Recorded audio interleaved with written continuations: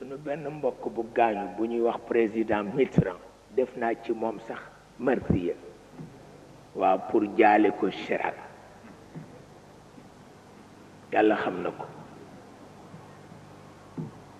tabarkalla tagg naa ko ca lu ne wax naa ko waaye tubaab yi dañ ko tëralal benn léeb ne benn journaliste daf ko ni ko qu'est-ce que la gauche a fait depuis 6 ans benn journaliste wax ko ko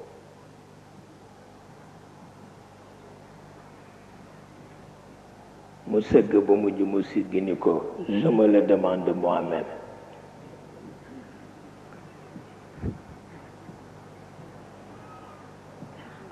mooy defuñu fi dara